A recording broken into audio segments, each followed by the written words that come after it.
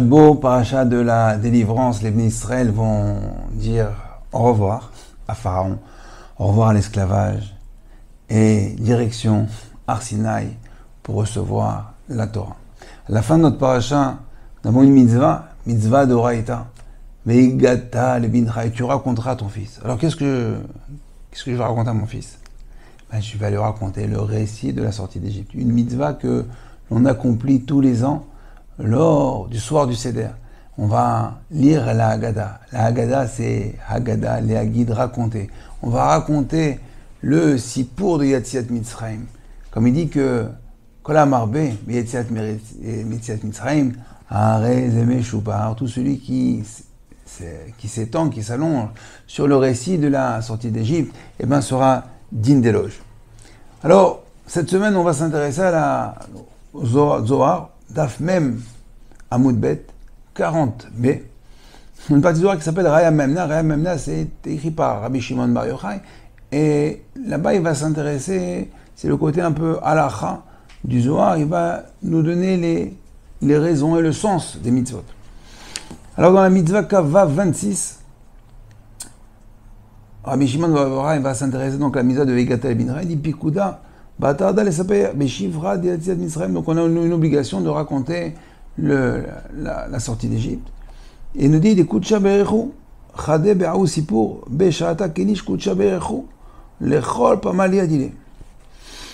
au moment où nous sommes rassemblés avec la famille ou les amis, ou avec notre femme, ou même tout seul, Kadosh Baruch Hu rassemble lui aussi. Il a une grande table, je ne sais pas comment ça se passe. Il rassemble tous les anges. Pamalia Dile, Pamalia, Familia, famille. La famille de... Non, il rassemble et dit Amar, Lon, Zilou, Ushmu, Sipura, Deshivra, Dile, Deka, Mishtae, Banaï, Lachatan, Viporkin. Il dit venez écouter, venez vous délecter du récit de mes enfants. Écoutez mes enfants, comment ils vont raconter, comment je les ai délivrés, comment je les ai sortis d'Égypte. Ils vont raconter les 10 plaies en détail, tous les miracles que j'ai pu effectuer pour eux, la traversée de la mer Rouge. Donc, Kadosh Baruch Hu, c'est un grand nahat, une grande simcha dans les cieux, lorsque nous racontons les miracles qu'Akadosh Baruch Hu a fait, même pas à nous, à nos pères. Il y a de ça des générations et des générations.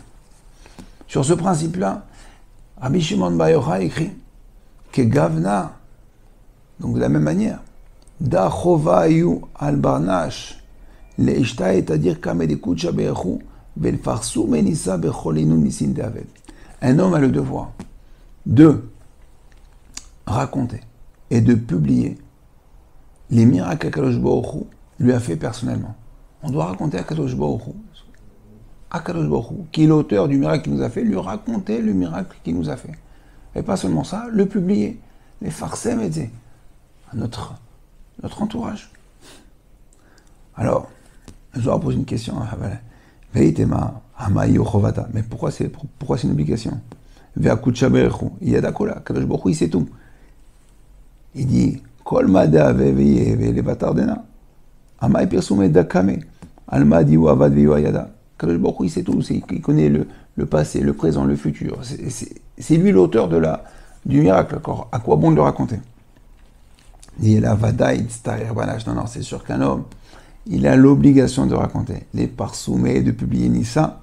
Les lishtae kame bechol madi ou avad, doit raconter dans le détail tout ce qu'Akadosh Baruch Hu lui a fait, le miracle qu'il lui a fait, le miracle dans le travail, le miracle médical, le miracle dans la parnassa, le miracle dans le zivoug, le miracle, il a trouvé une place de voiture. Et chaque miracle, il a eu le bus, le train, l'avion, ce que vous voulez. Le miracle qui vous arrivait même vous pensez que le miracle le plus insignifiant, mais c'est une lumière extraordinaire.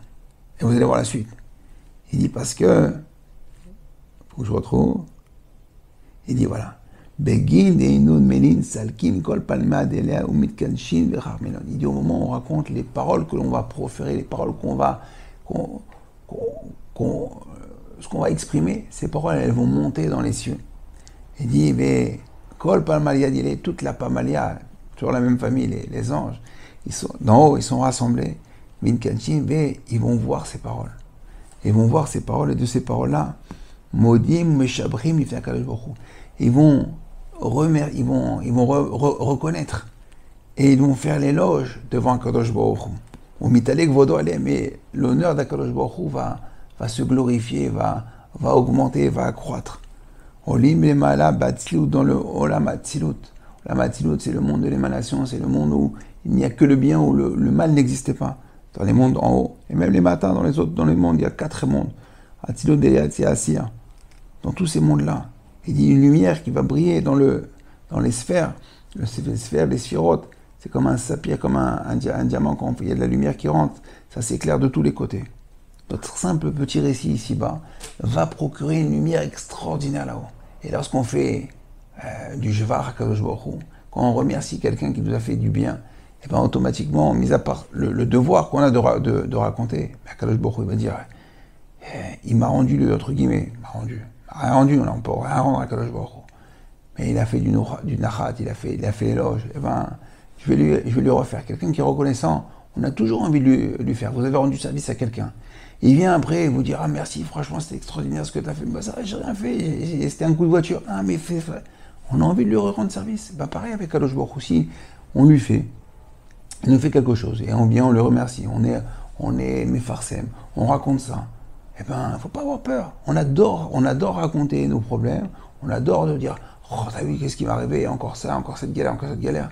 Par contre, quand il arrive quelque chose de bien, on a peur de l'œil, on ne veut pas raconter. Non, c'est presque tout le contraire. Quand il t'arrive une galère, eh ben, garde-la pour toi, essaie de comprendre, fais une introspection personnelle. Pourquoi ça t'est arrivé? Pourquoi cette galère s'est arrivée? Pourquoi ce pépin? Pourquoi cette crevaison? Pourquoi cette amende? Pourquoi ça, garde-le pour toi. C'est pour toi. Si tu dois travailler tout seul, commence pas à te plaindre au monde entier. Par contre, quand il t'arrive quelque chose de bien, vas-y, diffuse-le, raconte-le, n'aie pas peur de l'œil. C'est faire qu'HaKadosh Baruch Hu, il est avec toi. Il te l'a envoyé pour toi. Justement pour multiplier, pour faire grandir Ishtabar Shemolad dans le monde. Donc, on voit ici dans ce Zohar Kadosh Rabotai la force, nos petites paroles qu'on raconte ici. Kadosh Baruch Hu, ce qu'il m'a fait, c'est beau.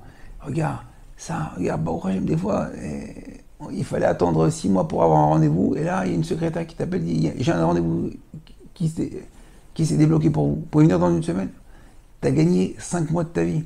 D'accord? Maintenant, grâce à ce rendez-vous, tu as eu un job, t'as trouvé ta femme, t'as trouvé ton khatan. Des choses, si on ouvre les yeux, si on arrive à voir si on regarde un peu plus le bien qu'HaKadosh Baruch Hu nous fait chaque jour, eh ben, on va s'habituer à voir le bien. On va voir qu'en fin de compte, que toute notre vie, c'est une succession de miracles. HaKadosh Baruch Hu est là à chaque instant. En fait, on va commencer à voir la providence divine dans tout ce qui se passe autour de nous. Et vivre comme ça va donner une nouvelle dynamique, un nouveau mode de vie. Et ça va nous donner de la simcha. On va comprendre qu'HaKadosh Baruch Hu, il est avec nous. Lorsqu'on reconnaît ça, et ben on va voir qu'HaKadosh Baruch Hu est avec nous. Et ça va donner une simcha quotidienne pour continuer et pour attendre et accueillir le Mashiach Tzidkenu, puis Merabel. Alors je vous dis bon travail et racontez d'histoires autour de vous, racontez tout ce qui vous arrive, comment la vie elle est extraordinaire, comment HaKadosh Baruch Hu est avec nous, et voir la Hashgacha Pratit dans notre quotidien, au jour le jour, à chaque heure, à chaque minute, à chaque seconde, à chaque instant. Je vous dis bon travail, à très bientôt. Kol Shalom.